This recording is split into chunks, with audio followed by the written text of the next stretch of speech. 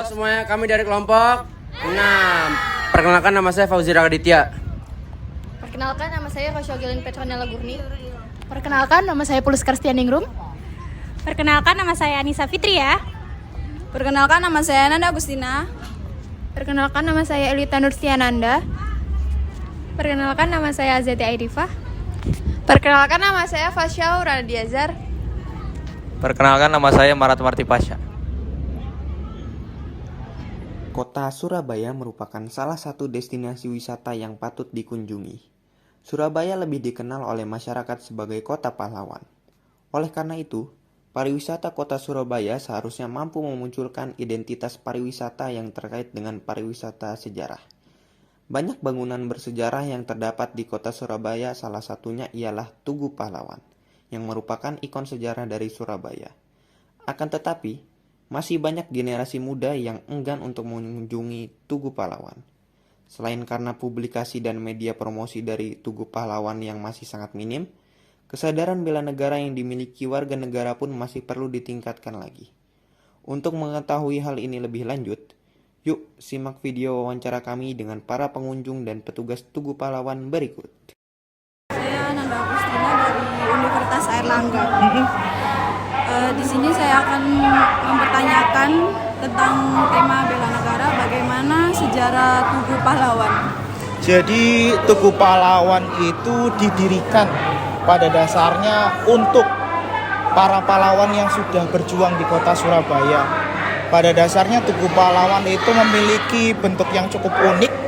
Presiden Soekarno itu menginginkan bentuk monumennya itu seperti paku yang terbalik. Jadi ada filosofinya. Beliau ingin kota Surabaya atau Indonesia lebih tepatnya tidak diinjak-injak lagi oleh bangsa asing. Seperti itu. Sekali ya, jadi sangat terjaga sekali ya museum. Apanya itu? Yang terjaga sekali di museum ini. Iya. Yang kedua ini, mengapa masyarakat harus ikut serta dalam menjaga dan melestarikan Tugu Pahlawan sebagai tanda bela negara? Pada dasarnya nilai-nilai pahlawan yang tertuang ketika pertempuran 10 November itu bisa dilihat ya dari sebuah monumen yang menjadi landmarknya kota Surabaya. Dari situ mungkin masyarakat Surabaya, lebih tepatnya pengunjung ya, itu bisa belajar nilai-nilai kepahlawanan dengan mengunjungi monumen Tugu Pahlawan. Apa daya tarik dari Tugu Pahlawan sehingga ramai akan pengunjung? Jadi selain kita memiliki monumen di atas sana sebagai landmarknya kota Surabaya, kita juga punya museum yang mendukung cerita apa yang terjadi di kota Surabaya setelah Indonesia merdeka hingga dibangunnya monumen Tugu Pahlawan. Jadi masyarakat selain bisa tahu kalau kota Surabaya punya titel kota pahlawan, juga mengetahui detail sejarahnya ya, apa yang terjadi di kota Surabaya pasca kemerdekaan. Apa nilai bela negara yang dapat diperoleh dan dipelajari? Jadi kalau pada saat pertempuran 10 November meletus, 10 November itu merupakan cerminan dari kebinekaannya Indonesia. Kenapa saya bilang itu? Karena pada saat itu kita punya satu visi, satu musuh yang sama. Kita bisa bertempur pada saat itu tanpa memperdulikan agamanya apa, sukunya apa, warna kulitnya apa, tapi kita bisa bersatu untuk mempertahankan kedaulatannya Indonesia. Apakah terdapat halangan ketika melestarikan keberadaan Tugu Pahlawan? Kalau lebih sebenarnya apresiasi masyarakat kota Surabaya untuk ke museum dan monumen itu baik ya. Cuman beberapa masyarakat itu tidak aware karena sebuah monumen dan museum itu pada dasarnya merupakan aset penting sebuah kota. Mereka sedikit melakukan apa yang kita kenal sebagai vandalisme, coret-coret. Lebih ke itu aja sih. Untuk konservasinya biasanya kita cat ulang gitu aja. Sama-sama. Maaf kalau sudah mengganggu. Tidak apa-apa. Terima kasih. Sama-sama. Ya, perkenalkan nama saya Nafis Abdurrahim dari Surabaya, Kenjeran, lebih tepatnya Pantai Kenjeran. Mungkin apa? Jadi yang pertama kita nanya menurut Mas apa sih daya tarik dari monumen Tugu Pahlawan ini sampai bisa membuat masyarakat atau pengunjung itu menghampiri di sini gitu, mendatangi di sini, mengunjungi. Kenapa ya? Jawabannya karena daya tariknya besar. Ini memiliki sejarah yang begitu banyak. Apalagi tentang kehancurannya Surabaya waktu itu, ya, dibom habis-habisan. Ya, bahkan dibom seperti itu pun rakyat Surabaya itu tetap semangat ya mempertahankan tanahnya. Dan itu menjadi sejarah besar ke depannya ya sampai sekarang. Memberikan daya tarik yang besar, sejarah yang luar biasa, bahkan menjadi sorotan. Wah, selanjutnya gimana sih cara mungkin dari pengunjung atau masyarakat untuk melestarikan Tugu Pahlawan ini? Melestarikannya ya tentu dengan kita selalu mengingat ya sejarahnya, ya, apapun yang telah diperjuangkan, bahkan apa aja ya. Melestarikannya itu banyak, mengingatnya lebih tepatnya ya. Mengingat semua apa yang telah terjadi di sini, kejadian-kejadiannya ya, dengan cara bisa mengunjungi, menceritakan ke anak-anaknya, selanjutnya menceritakan ke generasi selanjutnya agar terus mengingat sejarah perjuangan yang pernah ada di Surabaya dan menjadi sebuah Tugu Pahlawan.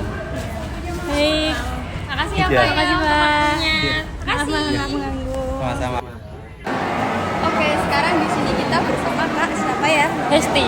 Kak Hesti. Oke, jadi aku mau tanya nih Kak, apa sih nilai bela negara yang dapat diperoleh dalam mempelajari sejarah Tugu Pahlawan? Lebih menghargai pahlawan yang telah gugur gitu, sama ya bisa mengenang sejarah-sejarahnya, perang-perangnya gitu. Oke, yang kedua, apakah opini kakak, apakah ada halangan atau kendala dalam mempertahankan pelestarian Tugu Pahlawan ini? Mungkin kendalanya di pengunjung ya, pengunjungnya kadang itu nggak teratur, kayak mungkin kebanyakan itu ngebuat apa namanya ini? Bisa gitu ya? Iya, rusak kayak gitu. Nggak terjaga gitu ya? Iya, nggak terjaga karena Terima kasih ya Kak. Iya. Terima kasih Kak. Kenalan dulu nggak? Ya boleh, nama saya Bergas Oljitian Pangestu, asal Surabaya, sekarang lagi mondok di Jombang. Maaf ganggu ya, aku mau nanya nih, bagaimana sih cara untuk menumbuhkan rasa cinta tanah air? Kita harus saling melestarikan budayanya, semisal menghargai satu sama lain, nggak boleh membeda-bedakan suku atau ras budaya gitu. Terus kalau kita sebagai masyarakat ini udah turut serta belum dalam pelestarian Tugu Pahlawan sebagai tanda bela negara? Kalau udah tuh apa sih bentuknya? Apa ya? Menurut saya sih sebagian belum, sebagian udah gitu. Kalau yang sebagian udah tuh apa aja bentuknya?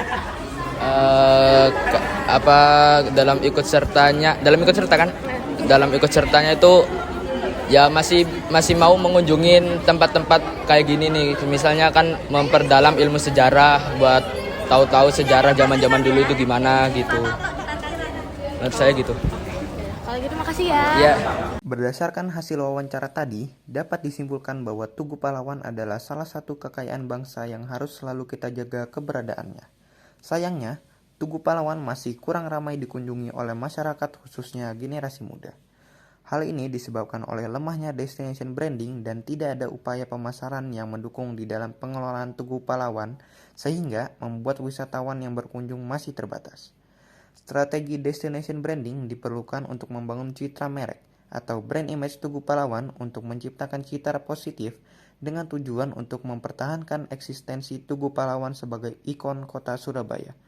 Dengan turut berkontribusi dalam upaya pertahanan dan pelestarian Tugu Pahlawan, itu artinya kita telah turut andil dalam upaya bela negara. Bela negara sendiri merupakan suatu sikap dan tindakan warga negara dalam menjaga kedaulatan, keutuhan wilayah, serta keselamatan bangsa dan negara yang termasuk ke dalam hak dan kewajiban setiap warga negara Indonesia. Sekian, terima kasih sudah menonton.